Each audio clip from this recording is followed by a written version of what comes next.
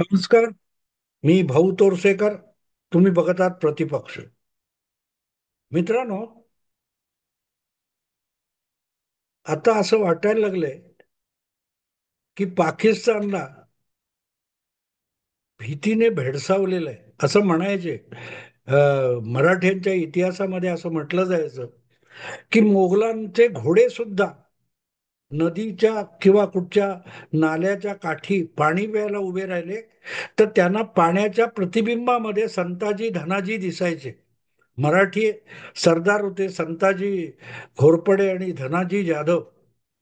या दोन मराठा सरदारांची मुघलांना इतकी दहशत होती, इतकी दहशत होती की त्यांच्या घोड्यांना सुद्धा संताजी धनाजीची भीती वाटायची. हे थोडं अतिशयोक्त वर्णन आहे, कारण घोड्यांना भीती वाटण्याचं कारण नाही. पण संताजी धनाजी यांची दहशत मुघलांच्या सैनिकांना सरदारांना किती होती याचं केलेलं अतिशयोक्त वर्णन आहे. पण हे शब्द आज आठवण्याचं कारण असं की आज पाकिस्तानला, ज्यांना मुघलांचा फार अभिमान आहे, मुघलांनी भारतावर 150 वर्ष राज्य केलं, 200 वर्ष राज्य केलं, 500 वर्ष मुस्लिमांनी राज्य केलं, सुलतान बादशांनी, म्हणून जे अभिमान आज सुद्धा बाळगतात भारतातले काही मूठभर किंवा पाकिस्तानातले सगळे मुस्लिम, ज्याचा प्रचंड अभिमान बाळगतात, त्या मुघलांना सुद्धा मराठ्यांची दहशत किती होती याचं वर्णन संताजी धनाजी या दोन शब्दामध्ये येतं. आणि नेमकी तीच अवस्था आज उर्वरित पाकिस्तानची आहे. म्हणजे जो काय बांगलादेश गेल्यानंतर उरलेला पश्चिम पाकिस्तान आहे, आणि ज्याला आपल्याकडे अणुबॉम्ब आहे, परमाणु बॉम्ब आहे, न्यूक्लिअर बॉम्ब आहे, न्यूक्लिअर पॉवर आहे, अमेरिका आपल्या बाजूने आहे, चीन आपल्या बाजूने आहे, असली जी फालतू अभिमान, स्वाभिमान आणि गर्व आहे, मस्ती आहे, त्या पाकिस्तानची आज इतकी घाबरगुंडी उडालेली आहे की त्यांना दिसेल तिथे तिथे अजित डोभाल आणि मोदी दिसतात. तुम्ही पाकिस्तानमधून येणारे वेगवेगळे युट्यूबचे व्हिडिओ बघितले किंवा पाकिस्तानच्या मीडिया, प्रामुख्याने छापील मीडिया असेल, डिजिटल मीडिया असेल किंवा इलेक्ट्रॉनिक मीडिया, टीव्ही वगैरे चॅनेल बघितले, तर त्याच्यामध्ये अखंड चर्चा कसली असते तर मोदी आणि डोभाल, भारतीय सेना, ब्राह्मोस, सिंधू करार, ज्या पद्धतीमध्ये पहलगामच्या घटनेनंतर भारताने कारवाई केली आहे, त्या कारवाईचा व्याप्ती फार थोडी होती. थोडी एवढ्यासाठी म्हणतो की पहिल्या दिवशी, म्हणजे पहिला जो 6 आणि 7 मे रोजी, सॉरी 6 आणि 7 मे रोजी जो पाकिस्तानवर हल्ला चढवण्यात आला, तो पाकिस्तानवर हल्ला नव्हता, तर पाकिस्तानमध्ये आश्रय मिळालेले जे जैश आणि तैबा वगैरे आहेत त्यांच्या अड्ड्यांवर केलेला होता, त्यांच्या प्रशिक्षण केंद्रावर केलेला हल्ला होता. आणि ज्या वेळेला तेवढ्याने भागत नाही असं दिसलं आणि त्यांच्या संरक्षणासाठी पाकिस्तानी सेना धावते असं दिसलं, तेव्हा मग पाकिस्तानी सेनेचे तळ आणि अड्डे आणि छावण्या याच्यावर सुद्धा हल्ला करावा लागला. पाकिस्तानच्या हवाई तळावर आणि एअर बेसवर हल्ला करावा लागला. पण तो हल्ला झाल्यानंतर आणि त्याला पाकिस्तानने उत्तर देण्याचा प्रयत्न जो केला, तो हाणून पाडल्यानंतर पाकिस्तानची अवस्था अशी आहे की अवघ्या काही तासाच्या या युद्धातून पाकिस्तान कधी नव्हे इतका नामोहरम होऊन गेलेला आहे. 71 असो, 65 असो किंवा कारगिल युद्ध असो, त्यामध्ये प्रत्यक्ष लढाई झाली आणि दीर्घकाळ झाली, काही दिवस झाली, आणि त्यामध्ये पाकिस्तान पुरता नामोहरम आणि छिन्न विच्छिन्न झाला असला तरी जेवढा घाबरलेला नव्हता, भेदरलेला नव्हता, तितका पाकिस्तान आज भेदरलेला आणि टरकलेला आहे. कधी कुठून पाकिस्तान आपल्यावर हल्ला होईल याची चिंता सदोदित पाकिस्तानला सतावत असते. आणि म्हणून असं म्हणावं लागतं की आता काल परवाची गोष्ट आहे, काल परवाची गोष्ट आहे, बलुचिस्तानच्या का काय तो पख्तुनवा, खैबर पख्तुनवा, तिथे पाकिस्तानच्या सेनेचा एक ताफा लॉऱ्याच्या लॉऱ्या ट्रक भरून सैनिक लाहोर वगैरे कुठे येत होते, तेव्हा त्यामध्ये एक स्फोटकांची गाडी येऊन आपटली आणि आपल्याकडे 6 वर्षापूर्वी जसा पुलवामाचा हल्ला झाला होता तसाच्या तसा हल्ला खैबर पख्तुनवामध्ये झाला आणि त्यामध्ये 18 का 20 पाकिस्तानी सैनिक मारले गेले. मोठ्या प्रमाणावर सैनिकी साहित्याची आणि वाहनांची वाताहत झाली. तेव्हा ताबडतोब पाकिस्तानने भारतावर आणि भारताच्या गुप्तचर खात्यावर, भारताच्या लष्करावर हल्ला केला, आरोप केला की भाई ही घातपाती घटना पाकिस्तानात भारताने घडवलेली आहे. वास्तविक बघायला गेलं तर TTP, तहरीके तालिबान पाकिस्तान किंवा बलूच आर्मी यांनी त्याची जबाबदारी सुद्धा घेतलेली आहे की हा घातपात आम्ही केलेला आहे. आणि ही सगळी असली दहशतवादी जिहादी मंडळी, त्यांच्या संघटना या भारताने स्थापन केलेल्या नाही.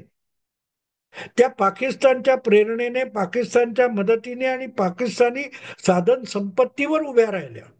गेल्या 25-30 वर्षामध्ये अफगाणिस्तानवर हळूहळू करून कब्जा करायचा, म्हणून पाकिस्तानने जे काय घातक राजकारण खेळलं होतं त्यातून मुजाहिदीन असतील, तालिबान असतील किंवा तहरीके तालिबान असतील, या सगळ्या संघटना निर्माण झाल्या. त्यांचं घातपाती प्रशिक्षण सुद्धा पाकिस्तानी लष्कराने केलेले. त्याच्यात भारताचा संबंध आला कुठे?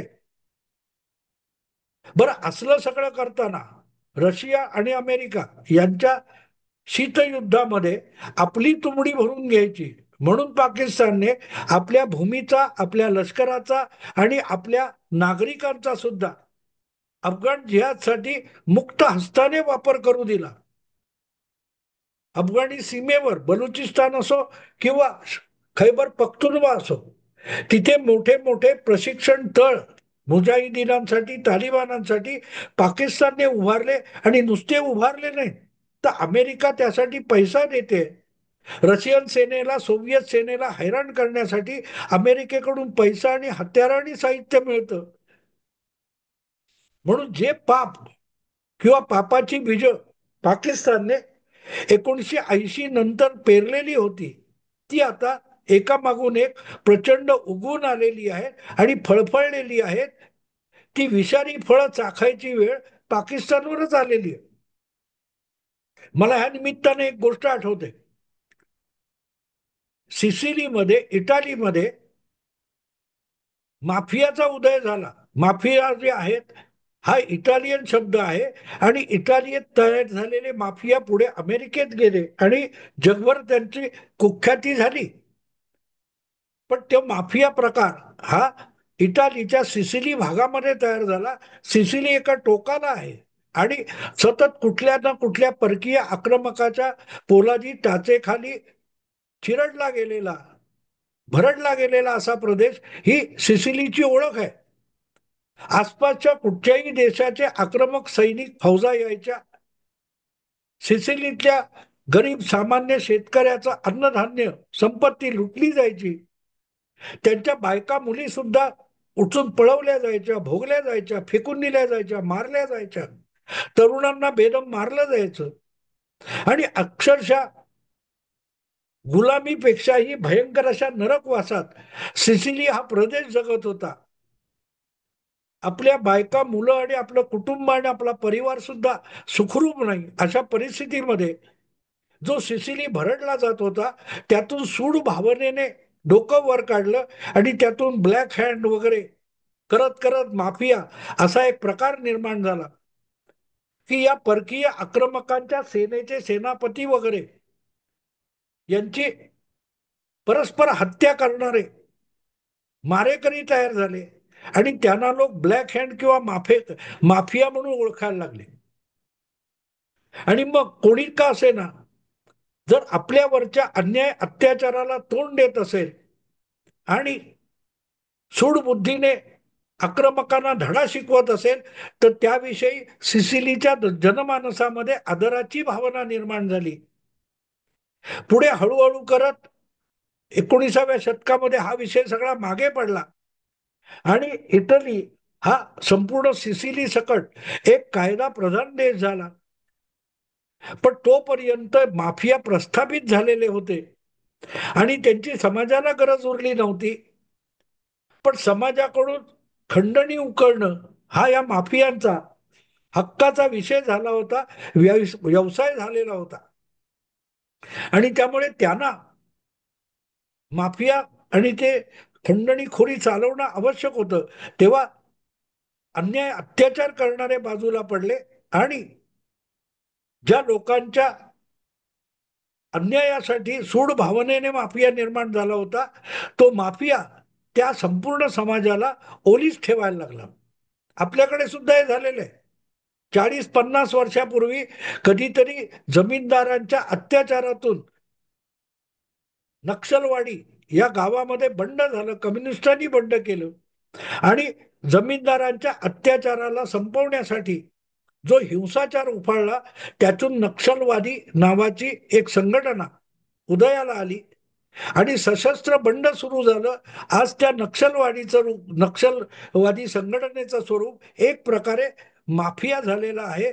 आसपासच्या प्रदेशात दहशत माजवायची, खंडणी उकळायची आणि त्यावर आपली गुजराण करायची किंवा चैन करायची, हा आता नक्षलवाद्यांचा उद्दिष्ट आणि हेतू बनलेला आहे. आणि त्यामुळे मूळ हेतू नक्षलवादी विसरून गेलेत. जी गोष्ट नक्षलवाद्यांची इथे होती, नेमकी तीच तशीच्या तशी बलुचिस्तान आणि खैबर पख्तुनवामध्ये मुजाहिदीन आणि तालिबानांची झालेली आहे. अफगाणिस्तान स्वतंत्र करायला जगभरातून मुस्लिम लोक धावत आले आणि त्यांना पाकिस्तानात सामावून घेण्यात आलं. त्यांना तालिबान माफी काय ते मुजाहिदीन बनवण्यात आलं. पण अफगाणिस्तानची लढाई लढता लढता हे अरबी देश किंवा जगाच्या कुठल्याही कानाकोपऱ्यातून आलेले मुस्लिम हिंसाचारी तरुण हे जिहादी मुजाहिदीन वगैरे बनून पाकिस्तानात इतके रुळले की आता ते ओरिजिनल पाकिस्तानी येऊन गेलेत आणि एक प्रकारे माफिया किंवा नक्षलवादी झालेले आहेत, ज्यांना जिहाद इस्लाम याच्याशी कर्तव्य राहिलेलं नाही. त्या आपली दहशत माजवणं आणि त्या दहशतीमधून आपली खडगी भरणं, आपली तुंबडी भरणं हाच त्यांचा एक उद्योग होऊन गेलेला आहे. आणि ज्या वेळेला असं काही होतं तेव्हा मग ते प्रोफेशनल सुपारीबाज मारेकरी होतात. सुपारीबाज आणि मारेकरी होतात. आणि मग ते नक्षलाईट असोत, माफिया असोत किंवा तालिबान असोत किंवा तहरीके तालिबान असोत. आज जो पाकिस्तान आरोप करतोय की पाकिस्तानात जागोजागी दहशतीचे हल्ले होत आहेत, आतंकी हल्ले होत आहेत, जिहादी हल्ले होत आहेत, ते जिहादी मारेकरी निर्माण कोणी केले? ते भारताने निर्माण केले नाहीत. त्यांना जन्माला कोणी घातलं? त्यांना पालन पोषण त्यांचं कोणी केलं? त्यांना हिंसाचार कोणी शिकवला? सामान्य घरात जन्मलेली मुलं यांना शिक्षण देऊन उत्तम रोजगार करायला प्रवृत्त करण्याऐवजी त्यांना हिंसाचार आणि समाजात दहशतवाद निर्माण करण्याचं ट्रेनिंग आणि त्याला धर्माचं उदात्त नाम हे पाकिस्तानने दिलं. पाकिस्तानी सरकारी धोरणाने पाकिस्तानी सेनेच्या प्रशिक्षणातून मिळालं आणि आज असे हजारोच्या संख्येने जे जिहादी मूळचे पाकिस्तानी किंवा बाहेरून येऊन पाकिस्तानी झालेले जे हजारो लोक आहेत, त्यांना आता दहशत माजवणं हा त्यांच्यासाठी रोजगार किंवा व्यवसाय झालेला आहे. सुपारीबाज मारेकरी काय असतो? त्याला कर्तव्य नसतं आपण कोणाला मारतोय, कशाला मारतोय. मारण्याचे पैसे मिळाले पाहिजे. हिंसा आणि हत्या करण्याचे पैसे मिळण्याची त्याला कर्तव्य असतं. आणि ज्या वेळेला तुम्ही अशी माणसं बनवता तेव्हा विसरायचं नाही की कधीतरी ते सगळं बुमरँग सारखं आपल्यावर उलटेल. कारण एकदा त्यांचे वैयक्तिक स्वार्थ त्यामध्ये निर्माण केले. तो अजमल कसाब आपल्याकडे मुंबईत येऊन 250 लोकांना त्याच्या टोळीने मारलं, तेव्हा त्याच्यासारख्या 15, 20, 25 लोकांना पाकिस्तान सरकारने पैसे दिले होते, त्यांच्या कुटुंबासाठी जणू विमा उतरवलेला होता. मग तुम्ही भारतात हिंसाचार घडवण्यासाठी अजमल कसा पाठवणार असाल, तर त्याला पाकिस्तानातच पैसे मिळाले तर तो पाकिस्तानात हिंसा करेल. अजमल कसा भारतात येऊन हिंसा करतो आणि मरायलाही तयार असतो, बदल्यात त्याच्या कुटुंबाला पैसे मिळाले पाहिजेत, तर ते पैसे पाकिस्तान देतो, भारत देतो की अमेरिका देते, याला फरक पडत नाही. त्याचा काही फरक पडत नाही. त्याला पैसे मिळण्याची मतलब असतो. आपलं कुटुंब, आपला परिवार सुखवस्तू होण्याची कर्तव्य असतं आणि त्याच्यात आपला बळी गेला तरी चालेल. अल्लाच्या नावावर आपल्याला जन्नत मिळणार आहे. ही जी चुकीची दिशाभूल पाकिस्तानी सेनेने, पाकिस्तानी राज्यकर्त्यांनी पाकिस्तानात तयार झालेल्या जिहादींसाठी निर्माण केली, त्याची फळं पाकिस्तानला भोगावी लागतात आणि म्हणून पाकिस्तान आरोप करतो तो अगदीच बिनबुडाचा आहे असं मी अजिबात मानत नाही. हे भारताने पाठवलेले सुपारीबाज आहेत, एवढी त्यातली चूक आहे. भारताने पाठवलेले नाही, भारताने प्रशिक्षित करून पाठवलेले नाही. पाकिस्तान मध्येच होते, पाकिस्ताननेच प्रशिक्षित केले, पाकिस्तानने त्यांची हिंसाचारी मनोवृत्ती बनवली, त्यांना सुपारीबाज मारेकरी बनवले. अशा लोकांचा जो घोटाळा पाकिस्तानने निर्माण केलाय, तो आता बुमरँग सारखा त्यांच्यावर उलटलेला आहे आणि त्याला आवरावं कसं हे त्यांना कळत नाहीये. आणि म्हणून मग भारताने त्यांना पैसे दिले असतील, वेगवेगळ्या मार्गाने त्यांना आर्थिक फायदा मिळवून दिला असेल, तर मग हे मारेकरी कधी हाफिजच्या कुणा सहकार्याला मारतात, कधी तुमच्या अझर मसूदच्या साथी सहकार्याला मारतात, कधी पाकिस्तानवर हल्ला करतात, पाकिस्तानी सेनेच्या गाड्या उडवतात, बॉम्बस्फोट घडवतात.